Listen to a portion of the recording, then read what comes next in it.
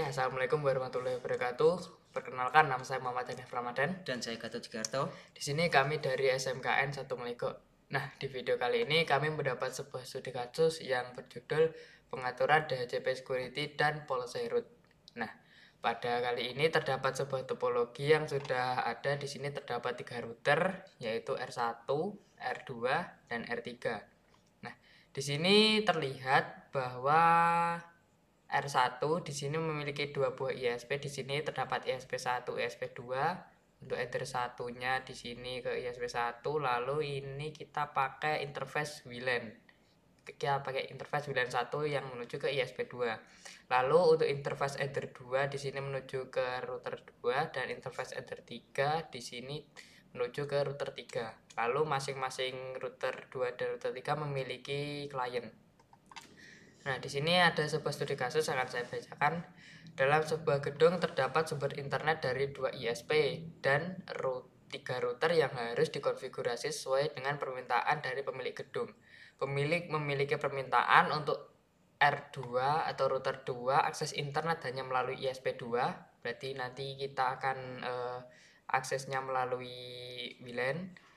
Dan R3 akses internetnya hanya melalui ISP1. Nah, ISP1 ini nanti untuk header satunya kita hubungkan ke kabel internet. Langsung saja kita menuju ke konfigurasi yang pertama.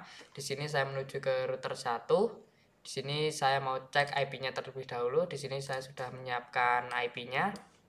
Di sini kita mendapatkan IP secara dinamik, yang dimana kita melakukan yang namanya DHCP client di sini. Nah, di sini header 1 mendapatkan IP 172.16.1.2, lalu untuk WLAN satunya 172.16.18.24. Nah, untuk interface WLAN sendiri nanti kita mendapatkan IP-nya yang harus kita lakukan yaitu melakukan scanning. Di sini ada menu scan, lalu kita start, lalu kita pilih SSID-nya. Di sini ada beberapa WiFi, lalu di sini saya memilih public universe. Setelah itu selanjutnya saya membuat security profile yang sesuai passwordnya dengan public universe tadi, harus sama. Lalu saya masukkan ke dalam VLAN 1. Jika sudah apply OK, lalu selanjutnya baru DHCP client. Dengan seperti itu maka kita telah mendapatkan 2 IP secara dinamik. Lalu di sini untuk header 2 dan header 3, header 2 yang mengarah ke R2 yaitu dengan IP 192.168.12.1. Lalu untuk header 3 yaitu mengarah ke header 3 dengan IP 192.168.13.1. Nah, di sini hal yang akan pertama kali saya lakukan yaitu menambahkan firewall NAT. Di sini juga sudah saya tambahkan, yaitu out interface-nya header 1 dan WLAN 1. Oke, langsung saja. Di sini untuk router 2 juga sudah mendapatkan IP secara dinamik. Jadi tadi saya di router 1, di sini saya telah melakukan yang namanya DHCP server. DHCP server lalu mendapat dari router 2 dan router 3 mendapatkan IP otomatis yaitu 192.168.12.2 dan juga dari router 3 dengan IP 192.168.13.2.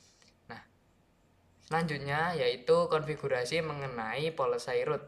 Nah, bagaimana kok policy route ini akan dijelaskan dengan teman saya. Baik, di sini saya akan mengkonfigurasi serta menjelaskan sedikit tentang policy route. Jadi di policy route ini nanti saya akan membuat misalnya apa ya? Bisa diibaratkan itu untuk memetakan jalur ya. Seperti yang dikatakan sama teman saya tadi. Jadi untuk router 2 ini nanti saya akan melewatkan jalur internetnya itu menggunakan ISP2 ataupun menggunakan interface WLAN. Dan untuk router 3-nya itu menggunakan interface Ether 1 ataupun interface Ethernet-nya. Jadi ini nanti router 2 itu tidak akan bisa jika internetnya itu menggunakan ESP1. Dan sebaliknya untuk router 3 tidak akan bisa menggunakan internet di ISP2. Baik, di sini saya akan langsung saja untuk konfigurasinya. Untuk konfigurasinya yaitu kita lakukan di router 1 ya. Untuk pertama saya akan membuat di firewall manualnya untuk memetakan jalurnya, kita bisa pergi ke firewall lalu mangle. Kita bisa add di sini ke general dan chain-nya pilih yang pre-routing. Lalu untuk in interface-nya kita arahkan yang menuju ke router klien kita, yaitu menggunakan Ether 2 dan Ether 3. Di sini saya arahkan yang mengarah ke router 2 terlebih dahulu, yaitu menggunakan Ether 2. Lalu kita langsung saja pergi ke tab action dan untuk actionnya kita pilih mark routing. Dan di sini kita kasih tanda, yaitu misal di sini saya kasih tanda jalur router 2. Oke. Selanjutnya saya akan membuat tanda untuk jalur router 3. Pergi ke general, lalu chain-nya masih sama menggunakan pre-routing. In interface saya arahkan ke Ether 3 karena Ether 3 ini mengarah ke router 3. Dan untuk action-nya sama menggunakan mark routing. Ini routing mark-nya saya kasih tanda jalur router 3. Oke. Nah, untuk pemetaan jalurnya sudah terbuat. Sekarang kita tinggal menambahkan default route agar nantinya setiap router itu bisa mendapatkan internetnya itu menggunakan jalur yang telah dikonfigurasi. Oke, kita bisa pergi ke IP lalu route. Nah, jika dilihat di sini belum ada default route ya. Karena ini tadi untuk DHCP kliennya dan fitur add default route-nya harus dimatikan. Karena jika tidak ini nanti bisa tabrakan. Oke. Langsung saja saya tambahkan. Nah, untuk DST-nya kita bisa menggunakan 0000/0. Ini wajib ya karena ini default route untuk mengarah ke IP public ataupun mengarah ke internet public ya. Dan untuk gateway-nya, jika teman-teman bingung karena IP-nya ini kan menggunakan DHCP client ya dan tidak mengetahui gateway-nya, kita bisa lihat pada menu IP DHCP client. Kita bisa lihat di sini, kita pilih salah satu terlebih dahulu, lalu klik yang status. Nah, di sini akan tertera gateway-nya berapa gitu. Di sini untuk interface VLAN-nya yaitu gateway-nya 172.16.18.1. Kita isikan 172.16.18.1. Nah, karena jalur VLAN ini untuk router 2, maka untuk routing mark-nya saya isikan yang jalur router 2. Oke, jika sudah klik OK. Selanjutnya saya akan buat default route yang menuju ke router 3. Caranya sama. Kita cek terlebih dahulu untuk DHCP gateway dari interface Ether 1 itu berapa. Bisa kita lihat. Nah, di sini untuk gateway-nya yaitu 172.16.1.1. Bisa kita tambahkan. DST-nya sama menggunakan 000 dan untuk gateway-nya 172.16.1.1. Oke, untuk routing mark-nya karena untuk router 3 saya arahkan jalur router 3. Jika sudah klik OK.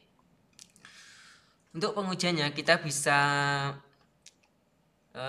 cek di router 2 dan 3. Kita bisa ke IP route mana? Oke, di sini default route-nya sudah tertambah. Sekarang saya akan coba tes. Kita bisa, kalau menggunakan CLI itu kita bisa mengetikkan perintah tool trace route. Nah, untuk tujuannya kita menggunakan DNS Google ataupun 888. Oke.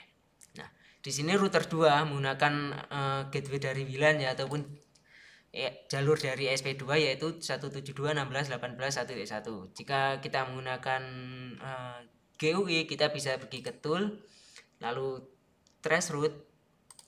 Di sini untuk trace route-nya kita bisa isikan 888. Oke, start. Nah, sama ya hasilnya. Di sini juga sama. Lalu untuk router 3 kita cek di sini tool trace route 888 enter. Nah, untuk router 3 jalurnya berbeda ya karena gateway-nya juga berbeda yaitu 172.16.1.1. Oke, selanjutnya saya akan lihat topologi terlebih dahulu. Jika dilihat pada router 2 dan router 3 kita memiliki masing-masing klien ya. yaitu dengan IP di router 2 itu 192.168.22.1.0/24. Jadi ini nanti di router 2 dan router 3 itu tidak boleh ada NAT, dan NAT-nya itu hanya ada di router 1. Oke, saya konfigurasi terlebih dahulu untuk IP kliennya. Kita tambahkan IP address at 192.168.22.1/24. Ini merupakan IP di router 2 yang mengarah ke klien dan interface-nya Ether 2. Dan PC saya ini tertancap dengan router 2 ya. Jadi ini IP ini akan PC saya akan mendapatkan IP yang sejaringan dengan IP 192.168.22.0/24. Oke, jika sudah klik oke. Saya akan menggunakan DHCP server agar PC saya mendapatkan IP secara otomatis ya, Kak. Jadi kita tidak perlu mengkonfigurasi secara statik. Kita bisa menggunakan fitur DHCP server, DHCP setup, lalu Ether 2 interface-nya. Oke, jika sudah klik next sampai sukses. Oke. Dan di router 3 jangan lupa IP address, coba kita lihat terlebih dahulu IP-nya 33.0 di Winbox ini. Oke, kita add 192.168.3.1/24. Untuk interface-nya Ether 2. Oke. Sama saya akan menggunakan DHCP server. DHCP setup Ether 2. Oke. Nah, bagaimana konsepnya ya? Jika dibilang itu kan di jaringan lokal kan kita perlu NAT ya. Iya. Kita bisa, nah di router 2 dan 3 ini kita tidak boleh menggunakan NAT karena ini nanti ada suatu konfigurasi di router satunya supaya setiap klien itu biasa apa ya istilahnya, setiap klien mengakses suatu web itu akan tercatat di router satunya, dan nanti akan ada firewallnya di router 1. Jadi kita bisa menggunakan routing untuk mengenalkan IP kita di jaringan publik supaya PC klien dari router 2 dan 3 itu mendapatkan akses internet. Jadi kita bisa menggunakan routing. Bisa menggunakan routing dinamik, bisa menggunakan routing statik. Karena di sini hanya ada dua routing yang akan kita tuju, yaitu 192.168.22.0/24 yang merupakan klien dari router 2, dan 192.168.33.0/24 yang merupakan klien dari router 3. Di sini saya akan menggunakan static routing saja. Kita bisa tambahkan yaitu DST-nya 192.168.22.0/24 dan gateway-nya arahkan yang Ether satunya router 2 yaitu 192.168.12.12.2. Oke. Sama untuk router 3-nya DST-nya 192.168.33.0/24 dan gateway-nya 192.168.13.2. Oke. Nah, secara otomatis PC akan mendapatkan akses internet walaupun di router 2 dan router 3 itu tidak ada fitur apa ya, tidak ada NAT-nya, tidak ada firewall NAT-nya. Kita bisa cek di sini jika kita ping ke 88. Oke, sudah bisa ya. Jika kita lihat pada di router 2 dan router 3 itu di IP di firewall NAT ini tidak ada NAT sama sekali. Oke, untuk konfigurasi selanjutnya akan dikonfigurasi oleh teman saya dan dijelaskan oleh teman saya. Baik, untuk konfigurasi yang selanjutnya yaitu mengenai DHCP security. Nah, DHCP security yang saya maksud ini nanti ada dua skenario yang akan saya contohkan, yaitu yang pertama, jika ada klien yang ingin mendapatkan IP-nya secara statik, maka nanti tidak akan bisa internetan. Nah, untuk skenario yang kedua yaitu kita bisa nih memilih untuk klien A misal IP-nya itu berapa. Jadi kita bisa spesifikan. Jadi semisal nanti sudah tidak terkonek lagi dan ingin mengonekkan DHCP lagi, maka nanti akan mendapatkan IP secara yang telah kita tentukan tadi. Jadi tidak berubah-ubah nanti DHCP-nya. Baik, di sini saya akan contohkan di router 2. Yang pertama, kita menuju ke IP DHCP server. Nah, di sini saya mau mencontohkan untuk skenario yang pertama, nanti misal ada klien yang ingin mengkonekkan ke router menggunakan IP statik, maka nanti tidak akan bisa dapat internet. Untuk caranya, kita menuju ke DHCP server, lalu di sini kita klik DHCP-nya. Di sini kita scroll ke bawah. Di sini ada yang namanya add ARP for liases. Kita centang di sini, lalu apply dan OK. Nah, untuk selanjutnya, di sini kita menuju ke interface. Di sini kita pilih interface yang akan digunakan oleh DHCP server tadi. Untuk ARP-nya di sini pilih reply only. Nah, dengan seperti ini nanti router tidak akan mendapatkan update ketika ada yang menggunakan secara statik seperti itu. Nah, untuk selanjutnya di sini saya mau melakukan perubahan di sini IP-nya. Jika kita lihat pada CMD di sini, lalu saya ketikkan perintah ifconfig seperti ini, kita bisa melihat IP-nya di sini mendapatkan IP 192.168.22.75. Nah, di sini saya mau ganti properties. Nah, di sini use the following IP address saya masukkan secara statik 2.168.22.2 misal. Lalu subnet mask-nya kita isi dengan prefix 24. Lalu untuk default gateway-nya 192.168.22.1. Seperti ini. Jika sudah, kita oke.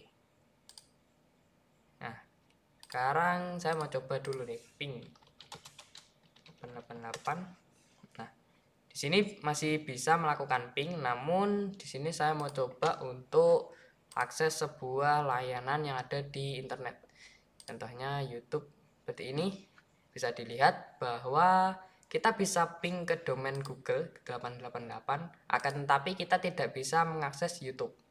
Di sini kita bisa lihat untuk YouTube-nya di sini ada tulisan Anda sedang offline, yang berarti kita tidak mendapatkan alokasi internet.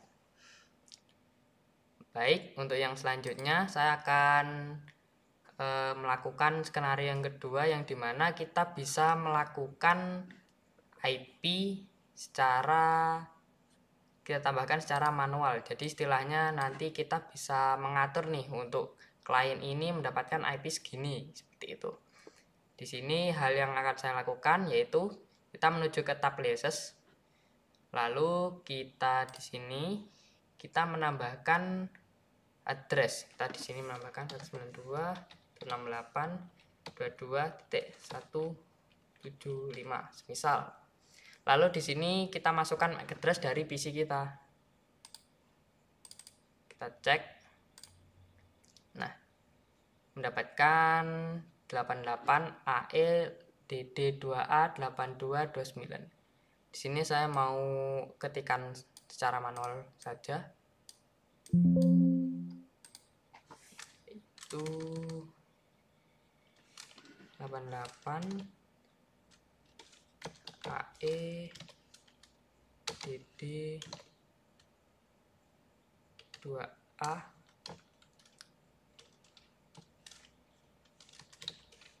8229 seperti ini. Jika sudah, server kita pilih DHCP 1, kita apply dan kita oke. Oke, kita zoom lagi. Di sini sudah ada liases di sini. Ini berstatus waiting. Lalu untuk DHCP di sini kita klik lagi, lalu untuk address pool kita pilih static only.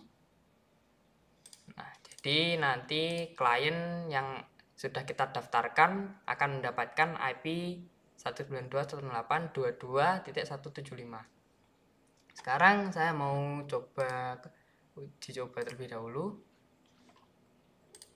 Di sini properties, lalu klik. Nah, kita DHCP kan lagi. Lalu di sini saya mau lihat mendapatkan IP berapa.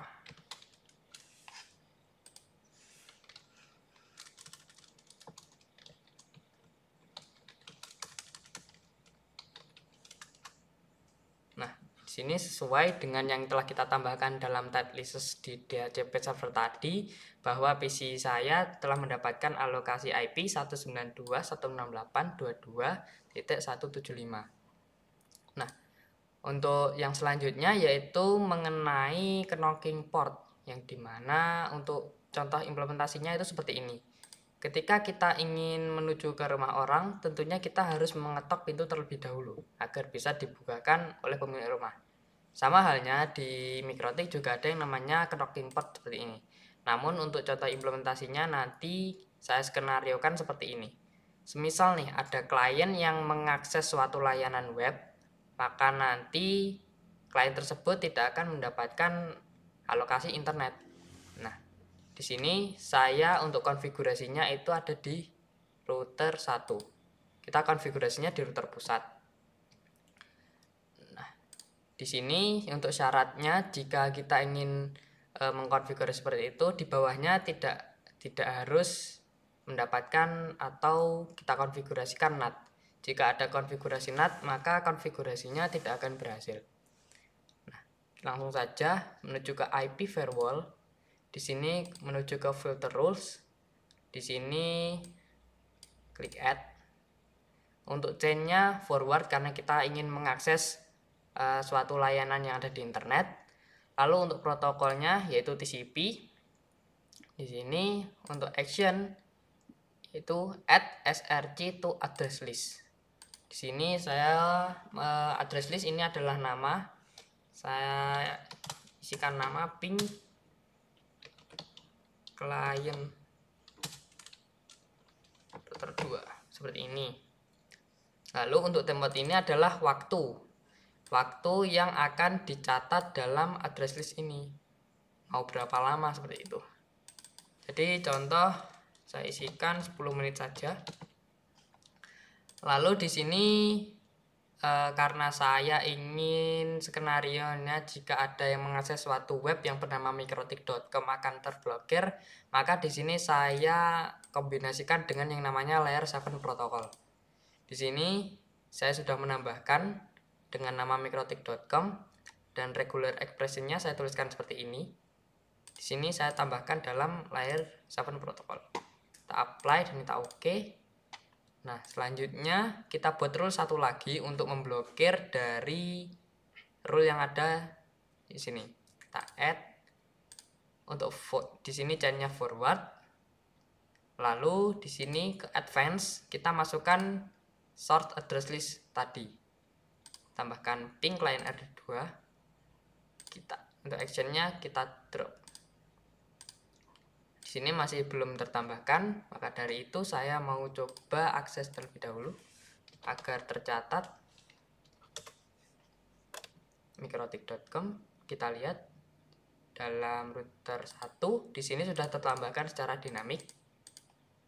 Maka di sini bitnya juga sudah mulai jalan dan kita bisa lihat bahwa browser kita tidak dapat mengakses mikrotik.com. Coba kita akses yang lain.